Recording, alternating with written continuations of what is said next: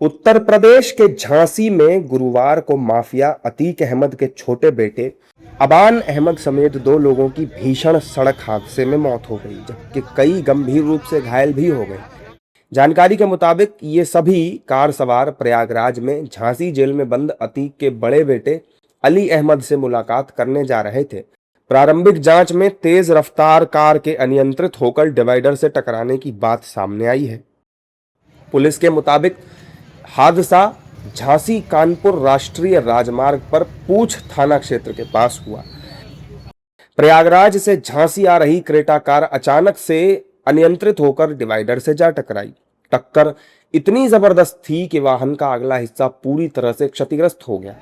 Police अधीक्षक कार्यालय के जनसंपर्क अधिकारी ने बताया कि हादसे में अतीक के बेटे अबान समेत 2 की मौत हो गई।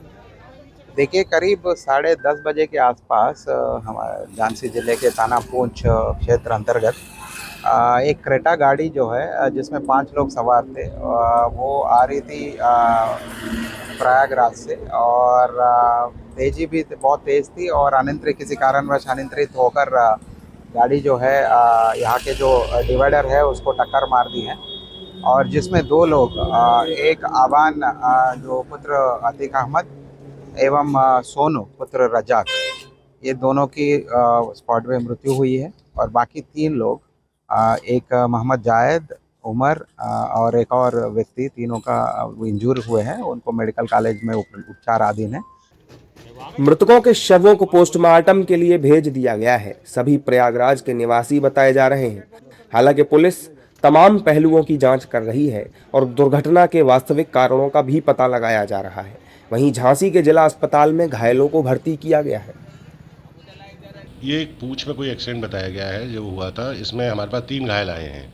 उनमें एक उमर है 18 साल का और एक एजाम 28 साल का। इन दोनों के हाथ में फ्रैक्चर आया है, और एक जायद करके हैं, इनके माथे पे चोट है और पैर पे फ्रैक्चर आया है। इन तीनों का प्राथमिक उपचार कर दिया गया है। बाकी इनकी जांचें चल रही, तीनों को भर्ती किया जा चुका है। कुछ डेड बॉडी भी आई है 2? हाँ, 2 डेड बॉडीज़ आई हैं यहाँ पर। एक सोनू और अवान नाम उनके बताए गए हैं, पर वो घटनास्थल पर ही शायद उनकी मृत्यु हो गई थी, तो वो उनको पोस्टमार्टम हाउस भेज दिया गया।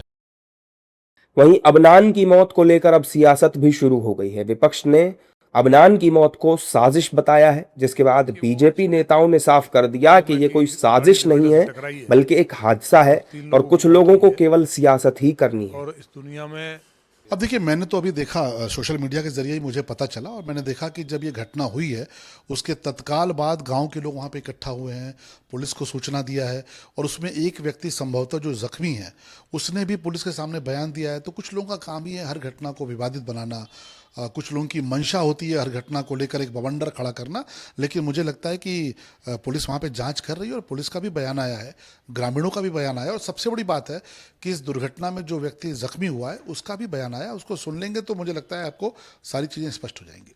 देखिए, वो एक्सीडेंट सभी को मालूम है कि गाड़ी डिवाइडर से टकराई है और 3 लोगों की मौत हुई है। और इस दुनिया में जो माँ बाप करते हैं यह व्यक्ति खुद करता है, कहीं ना कहीं कर्म का फल भोगना पड़ता है। अब हादसा तो हादसा, उसको दूसरा नहीं देखना। अगर कोई बयानबाजी करता तो जांच का विषय, बिना जांच के बाद कुछ कहना ठीक नहीं। हादसा तो कभी भी कहीं हो सकता है, और हादसे में शिकार हैं तो हादसा को सड़क पर हादसे को हादसे के हिसाब से देखा जाना चाहिए, फिर राजनीति नहीं होना चाहिए। अब सवाल खड़ा होता है कि क्या शाइस्ता परवीन अपने बेटे के जनाजे में शामिल हो सकती है, जो अपने पति अतीक अहमद के जनाजे में भी शामिल नहीं हो सकी? क्या वो बेटे के जनाजे में शामिल होगी? ये देखना होगा। उमेश पाल हत्याकांड के बाद अबान अहमद और उसके भाई अहजम को नाबालिग होने के कारण बाल संरक्षण गृह में रखा गया था। बाद में फिर अक्टूबर 2023 में दोनों को वहां से रिहा करके उनकी बुआ की सुपुर्दगी में सौंप दिया गया था। मौजूदा वक्त में अतीक अहमद का बड़ा बेटा अली अहमद झांसी जेल में बंद है, जिससे मिलने के लिए परिवार के सदस्य प्रयागराज से रवाना हुए थे।